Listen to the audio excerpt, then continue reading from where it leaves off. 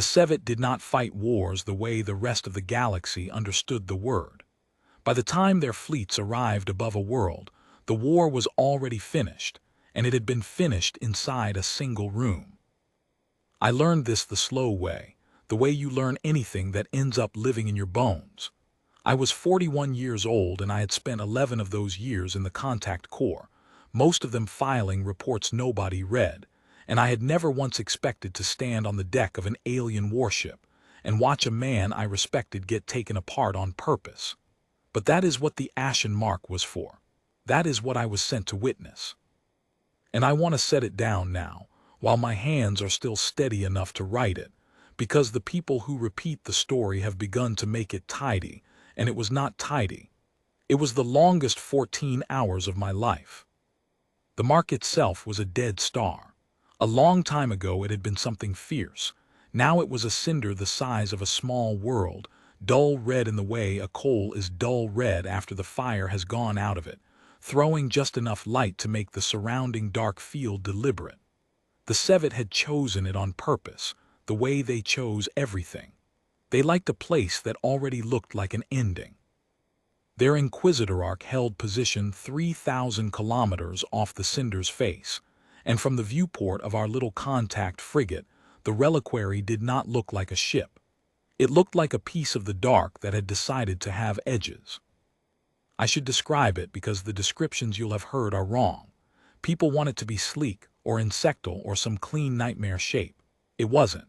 It was vast and patient and ugly in the way a cathedral is ugly if you stand close enough to see the soot.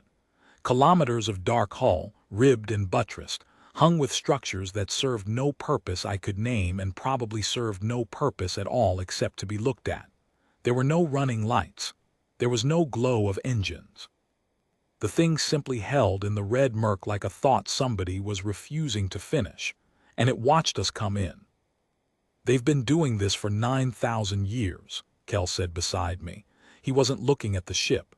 He was looking at his own hands, turning a stylus over and over, a habit I'd watched him fall into in every briefing we'd ever shared. 9,000 years of first contacts. Do you know how many of them ended with the other species intact? None, I said. I'd read the same files he had. None, he agreed. He set the stylus down. Every species the sevet ever met, they met like this. One ship, one room, one envoy. And every one of them walked aboard whole and walked off, if they walked off at all, knowing things about themselves they spent the rest of their history trying to forget. The sevet don't conquer worlds, Owen. They harvest the moment a people learns what it's actually made of, and it's never as much as the people thought. I want to be honest about Envoy Tomas Kell, because the version of him that survives now is a statue, and statues are a kind of lie. He was not serene. He was not a saint. He was a 63-year-old man with a bad knee and a worse temper, who drank too much coffee and had been married 3 times and had read more history than anyone I ever met, and who had volunteered for the mark knowing exactly what it was. He frightened me a little, not because he was hard. Because he had decided something, somewhere back along his life, and the decision had set, and he carried it the way other men carry a weapon, without thinking about it anymore, just knowing it was there. We had 2 of us by the protocol. One envoy who would face the reckoning and one witness who would record it and would not be touched. That was me. I'd argued in the Corps that the witness role was a courtesy the sevet extended for their own reasons and not for ours, that they wanted a survivor who could carry the breaking home, so the breaking would spread. Kell hadn't disagreed. He just said, "Then we'll give them a witness and we'll see what he carries." The protocol was older than our species' knowledge of the sevet. It had been built over centuries by everyone who'd met them and lived. You came unarmed. You came in a small ship. You held at the mark and you waited to be brought aboard, and you submitted to the reckoning, and you did not lie, because the sevet could feel a lie the way you and I feel heat. Whatever you were, they would find it. And then they would decide what your people were worth, and your people would learn the verdict by the size of the fleet that came after. We were brought aboard by a boarding shuttle that made no sound. It came across the 3,000 kilometers without a flare of thrust I could see, mated to our little hull with a single soft concussion, and opened. Inside it, the air was warm and smelled of nothing. Not metal, not ozone, not the recycled staleness of every other ship I'd ever boarded. Nothing at all, scrubbed down to a flat absence, and the absence was somehow worse than a stink would have been. I understood later that they did it on purpose. They wanted nothing in the room but you. The sevet themselves I will try to describe plainly, though plain is hard. They were tall, taller than a man, and they moved with a care that read at first as frailty and was not frailty at all. Their bodies were wrapped in dark layered cloth that left only the hands and the long faces bare, and the faces were the wrong shape for grief or anger or anything I could read, too narrow. The eyes set too high and too still, the mouth a small horizontal line that did not seem to be for speaking. They did not speak with their mouths. They had a device, a flat gray lozenge each of them wore at the throat, and the device turned their meaning into a voice in our own language, a voice that was always calm and always a half-beat too slow, like a translation of a translation. But that was not how they communicated with each other. I worked that out in the first hour, watching them, and it was the single most alien thing I have ever observed. When two sevets stood near each other, they went still, completely still, the kind of stillness you don't see in any living thing, and something passed between them that I could not perceive and that they perceived perfectly. They felt each other. Some sense we don't have, a reading of the pressure and rhythm of a mind, the way a man in a dark room can feel that another man is in it before he hears him breathe. They lived inside each other's interiors. To them, a sealed face like a human's was not a barrier. It was an invitation. The room they took us to was round and high and lit the dull red of the dead star, and at its center was a single chair. Not a restraint. A chair. Worn, low-backed, almost comfortable-looking, set on a floor of the same dark-ribbed material as the hull. There were no instruments visible. There were no sevet visible either at first, only the chair and the red light and the silence, and then I realized they were already there, ranged around the curve of the wall in their dark cloth, motionless, so still I had taken them for part of the architecture. There were 11 of them, and among them, set slightly forward, was the one we would come to know as Vol. The arbiter Vol was old. I don't know how I knew it. The sevet did not age in any way I could see. But there was a density to Vol, a weight, the sense of an old tree among saplings, and when the translation voice came from the lozenge at its throat, it was even slower than the others, even more careful, as if it had said these particular words so many thousands of times that it had worn the hurry out of them. "You are the envoy," Vol said. It was not a question. The eyes, high and still, were on Kel. "I am," Kel said. "And the other does not speak." "He observes," Kel said, "by the protocol." "By the protocol," Vol agreed, and the slow voice held something that I want to call satisfaction and cannot prove was satisfaction. "Sit." Kel sat. He did it without ceremony, lowered himself into the worn chair the way he'd lower himself into any chair, and that small ordinariness seemed to register on the sevet, a ripple in their stillness, the faintest readjustment as if they had expected something else. I would see that ripple again. I would learn to wait for it. "You understand what is done here," Vol said. "I understand what you intend to do," Kel said. "I don't think you understand what's about to happen, but that makes two of us, so we're even." The translation paused.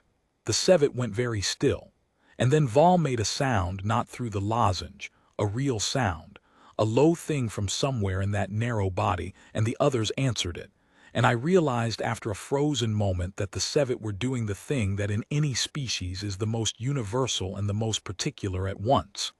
They were laughing, or the sevet version of it.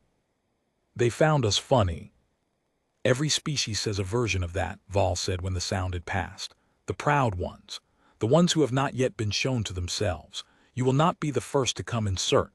You will in a few of your hours be the same as all of them, not because we are cruel. We are not cruel. We are simply honest, and we are very, very patient, and no mind that has not seen itself can hold against an honest patience forever. You will break, and in the breaking you will tell us what you are. And then we will know what your worlds are worth, and we will treat with them accordingly. This is the kindest thing my people do. We end the question before it costs 10 million lives to answer." "I believe you believe that," Kel said. "Begin," Vol said. And the reckoning began. I had braced for violence, and there was none, and the absence of it was the first cruelty. No one touched Kel. No instrument came near him. The 11 Sevets stood in their ring and went into their stillness, and the room filled, there is no honest word for it, the room filled with attention, with pressure. I could not feel what they did, lacking the sense to feel it, but I could see the edge of it the way you see wind by what it moves. The red light seemed to thicken. The air seemed to lean. And Kel, in the worn chair, sat very straight and looked at the arbiter and did not move. I won't pretend I understood the mechanism of it then, sitting against the wall with my recorder running, my mouth dry, watching. I understand it better now, from the debriefings, from the years of study that came after, and I will tell it to you the way I have come to understand it rather than the way I lived it, because the way I lived it was mostly fear and would not help you. The Sevet did not read minds. That is the first thing everyone gets wrong. They could not pluck a thought out of you like a fish from a pond. What they could do was feel the shape of you, the rhythm and pressure of a thinking thing, the way it tensed and flinched and reached and recoiled, and they had spent 9,000 years learning to play that shape against itself. They would press gently on the place a mind least wanted to be touched, and feel where it flinched, and press there and feel the next flinch and follow the flinches down. They did not need to know your secrets. They only needed to find the seams, and every mind that had ever met them had seams, because every mind that had ever met them carried things it could not bear to look at, and the Sevet were artists of making a creature look at exactly those things slowly, for hours, with infinite patience, until the structure that held the creature together came apart at the seams. The creature had spent its whole life pretending weren't there. That was the reckoning, not torture, not interrogation as we understood it. A long, patient, intimate showing of a mind to itself, performed by a species that could feel the showing land that could hear. And this is the part I still can't fully hold, that could hear the breaking as a kind of music. When a mind finally came apart, the Sevet felt it as a resolution, a chord landing home, and they had built 9,000 years of empire on the certainty that the chord always, eventually, landed. They started with Kel where they always started. They found the loud things first: fear, the body's fear, the animal fear of the room and the dark and the 11 still figures, and they pressed on it. And I watched Kel's hands close slowly on the arms of the chair, and his jaw set, and his breathing change. The animal in him was afraid. Of course it was. He was a man alone on a warship of a species that had broken 1,000 others, and his body knew it. The Sevet felt the fear bloom, and I saw the ripple of recognition go through them. There, the first seam, and they pressed. And Kel let the fear be afraid, and did not follow it. I cannot tell you how I knew that's what he did. I knew it the way you know a thing about a person you've watched closely for years. He didn't fight the fear. Fighting it would have given them a second seam, the fight itself, the place where he didn't want to be afraid. He simply let his body be afraid and sat inside the fear without arguing with it, the way you might sit in a cold room without arguing with the cold, and the fear had nowhere to go. It bloomed and it stood, and it did not become anything. And the Sevet, pressing, found that the flinch did not lead to a deeper flinch. It led to a man sitting afraid, doing nothing about it. I saw Vol's stillness change, just slightly, a recalibration. They went deeper. They left the loud animal fear and went looking for the quiet things, the real seams, the ones every creature buries. I don't know everything they found in Kel, because I couldn't feel it and he never told me all of it, but I know some of it, because of what surfaced on his face over the hours, and because of what he said to me much later in the medical bay, when his hands had finally started to shake. They found his failures. Every man Kel's age is built partly out of failures, and the Sevet went down through them one by one, the people he hadn't saved, the calls he'd made wrong, the marriages, the friend he'd talked out of a transfer who died on the posting Kel talked him into staying for. They found these the way a hand finds bruises in the dark, pressing, feeling him flinch, following the flinch.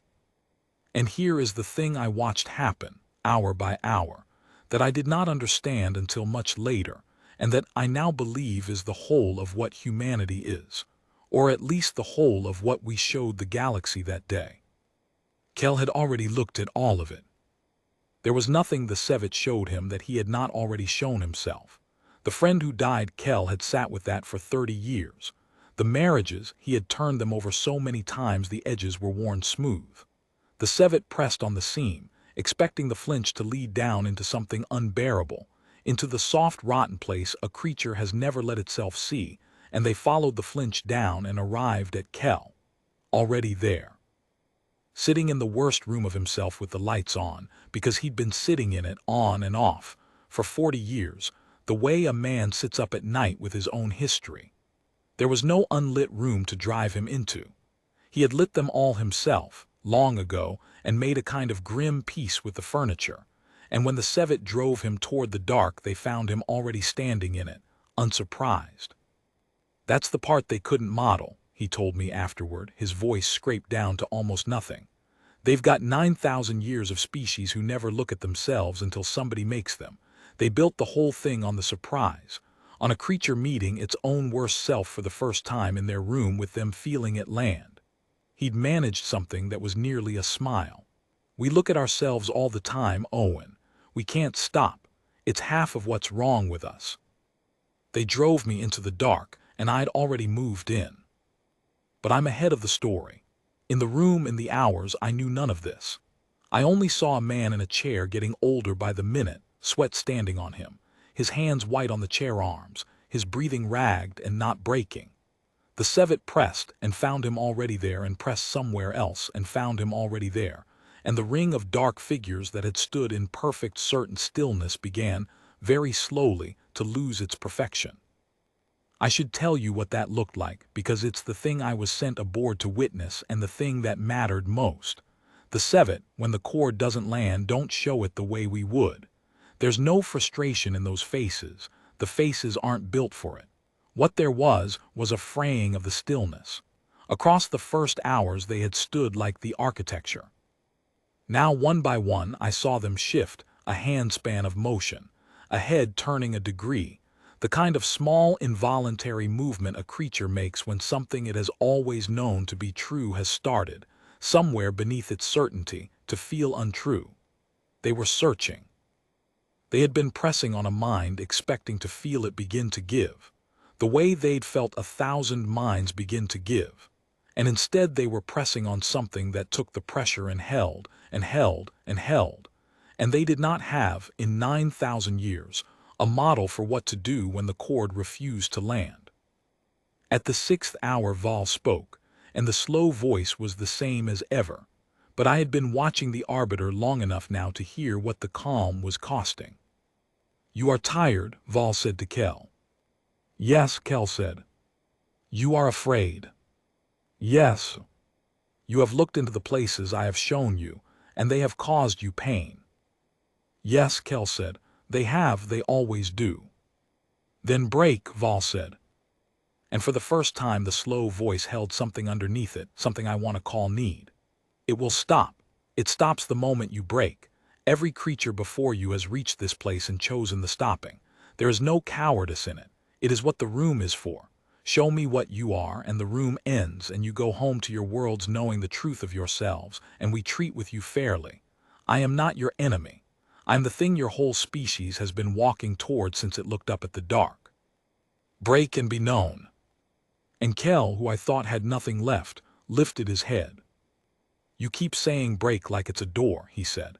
The voice was a ruin, but the words were level. "Like there's a me, and then there's a broken me, and the broken one is the true one, and the standing one's a lie. You've got it backwards.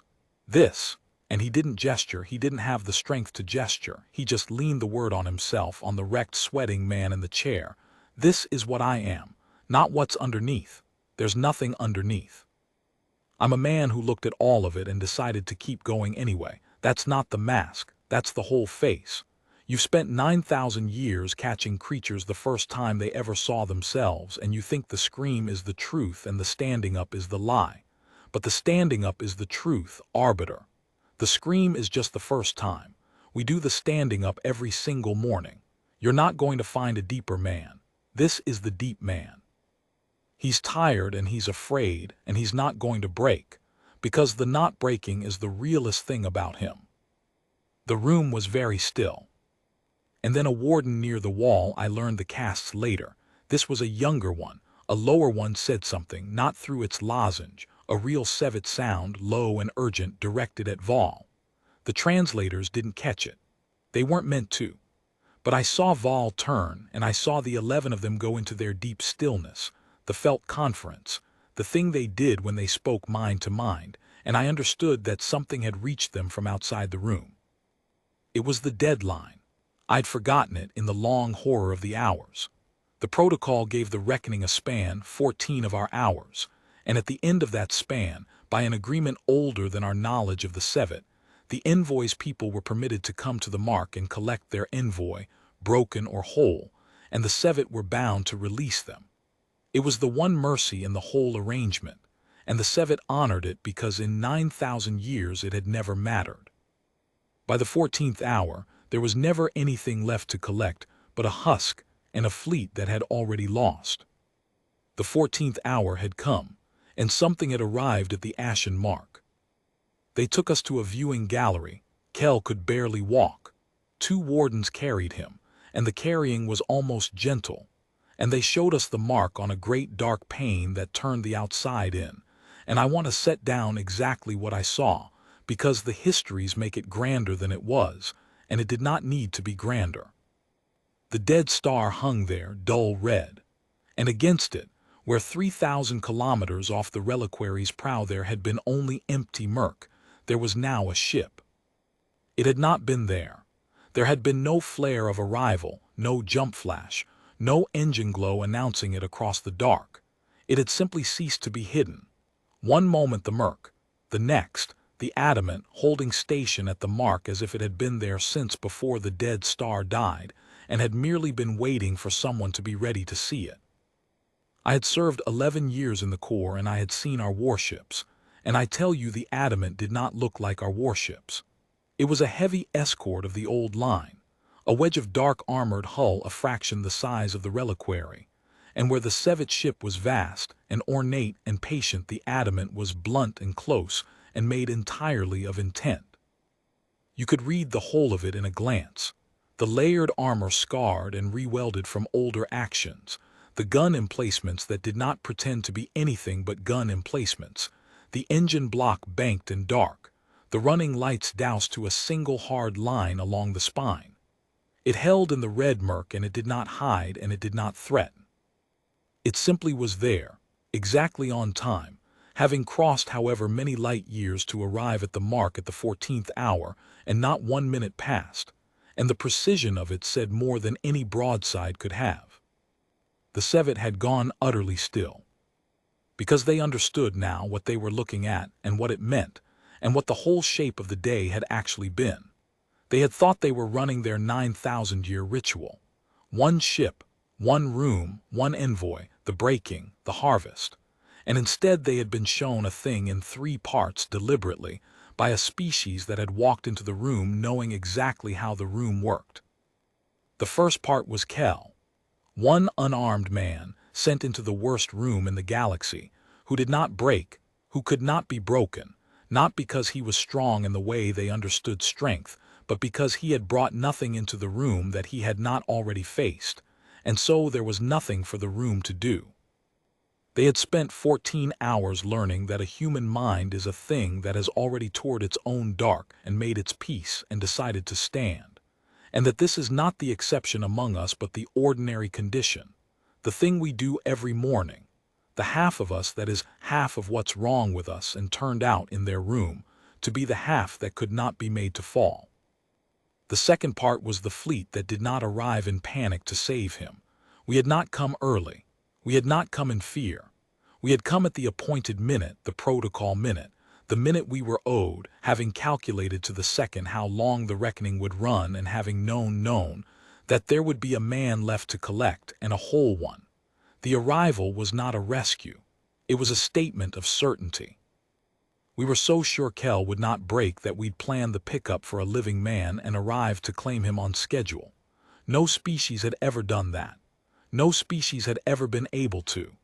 The fleets that came to the mark in the old stories came either too early, frantic, or not at all, mourning. The adamant came at the minute, calm, expecting to find its envoy standing.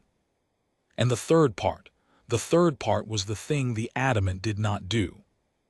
Because a warship that has crossed light years and found its man being taken apart aboard the enemy's flagship has every reason in the universe to open fire. The reliquary was vast, but the adamant had the angle and the murk and the surprise. And the sevet, ranged around their viewing pane, felt, with their sense for the pressure of intent, the human warship power its weapons.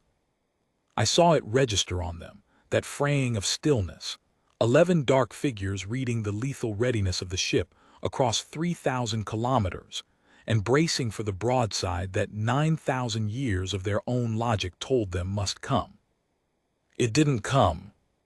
The adamant held its powered guns and did not fire them.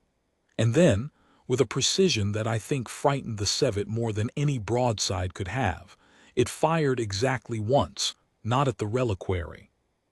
Off the reliquary's bow, against the face of the dead star itself, a single lance of fire reached out across the 3,000 kilometers and struck the cinder of the mark, and where it struck, the dead star, the cold ash of a sun, the thing the sevet had chosen because it already looked like an ending, flared. For one heartbeat the long-dead fire woke. A point of true white light bloomed on the cinder's red face and threw hard shadows across the gallery, across the 11 still figures, across Kel slumped between his 2 careful wardens. And then it faded, and the star was dead again, and the dark came back. One shot into a dead star, to make it burn for a heartbeat and then let it go cold. I understood it, and the sevet understood it, and Kel, even half-conscious, understood it, because it was the simplest sentence anyone had ever spoken. We can reach you. We can reach the thing you chose because it was beyond reach. We can wake what you thought was finished, and we are choosing with the same hand not to wake it against you. The restraint is not weakness. The restraint is the message. A species that fires into a dead star to prove it could have fired into your hull is not a species that lacked the strength to break you. It is a species that decided not to. Vol turned from the pane. The high still eyes found Kel and then found me, the witness, the one I'd been sent to be, and the slow voice came one more time. We have read every species we have ever met, Vol said, and we have read them truly. We read them in the moment they could not bear themselves, and the reading was true, because in that moment they were the truest they would ever be. A pause. The 11 were motionless. We did not know there was a species that could bear itself. That looks at the worst of what it is, and is tired by it, and afraid of it, and goes on. We built 9,000 years on the moment of breaking. We did not know there could be a people for whom the breaking is only the first morning of a thing they then do every day after. We pressed on your envoy's mind for 14 hours, and we found no place he had not already been. There was nothing for us to show him. He had shown himself. That's right, Kel said. It was barely a voice. This changes what we are, Vol said, and the slowness of it was the slowness of something very old reordering itself. Not what you are, what we are. A people we cannot read is a people we cannot price, and a people we cannot price is a people we cannot break before the war, and a war we must actually fight is a war we have not fought in 9,000 years, and do not know how to win, against a species that comes to our oldest room and does not fall, and arrives at our oldest deadline exactly on time, and reaches the unreachable star and then declines to reach for us. The eyes moved to the pane, to the blunt dark wedge of the adamant holding its silence in the red murk. I have spent a long life ending questions before they cost 10 million lives. I do not know how to end this one, so I will not end it. I will do the thing my people have not done in 9,000 years. I will leave it open. It was not a treaty that day. The treaties came later, years of them, careful and cold and never quite warm. What happened that day in the gallery of the reliquary was smaller and larger than a treaty. It was the Sevet conquered, the patient empire that had never lost a first contact, choosing undefeated, no shot fired against them, their flagship whole, to set down a question it could not break, because a single unbroken man and a fleet that came on time and held its fire had shown them that the question this time would have to be lived with instead of ended. They gave Kel back to us at the deadline minute, whole, by the protocol they had honored for 9,000 years, and that had finally, for the first time, mattered. The wardens carried him to the soundless shuttle with a care that I think was the closest thing the Sevet had to respect, and we crossed the 3,000 kilometers to the adamant, and the heavy escort took us in, and the dead star fell away behind us, cold again, ordinary again, a cinder in the dark that had burned for one heartbeat and gone out. I sat with Kel in the medical bay while the corps surgeons worked on a body that had no wounds and was wrecked anyway. His hands had finally started to shake. They'd held steady the whole 14 hours, and now that it was over they shook like a man's hands shake after the danger, not during it, and I held one of them, and he let me, and for a long while neither of us said anything. They thought the scream was the truth, he said at last. All those species, 9,000 years, they caught them the first time they ever saw themselves, and the first time you see yourself you scream, and the Sevet thought the scream was the real thing and the standing was the mask. His shaking hand turned in mine. But we scream when we're young and then we keep waking up, Owen. We keep waking up and looking at it and getting up anyway. They never met anyone who'd had practice. Commodore Aldine came down later, the master of the adamant, the one whose order had powered the guns and held them, the one who had fired into a dead star instead of a living hull. She was a small, hard woman who looked at Kel for a long moment and then said only, "You were never in any doubt up there. We watched the whole thing through the gallery feed. You never once looked like a man waiting to be saved." "I wasn't," Kel said. "I was a man waiting for you to be on time. A breath. Thank you for being on time." "We calculated it to the minute," Aldine said. "We knew you'd hold." And that, in the end, is the part I most want set down because it is the part the statues leave out. The adamant did not gamble. It did not arrive in hope. It crossed light years and held its fire and made a dead star burn for a heartbeat. And behind every part of that was a thing the Sevet had no model for and the galaxy had never been shown. A fleet that knew, with the cold certainty you can only have about people you actually understand, that the man it had sent into the worst room in the dark would still be standing when it came for him. That was the first contact, not the guns, the certainty. We knew Kel would hold, the way you know a load-bearing wall will hold, and we built the whole arrival on that knowledge, and we were right. People ask me when they ask about it at all what humanity revealed to the galaxy on the day of the ashen mark. They want it to be the shot, the dead star waking, the warship in the murk. But it was never the shot. The shot was only punctuation.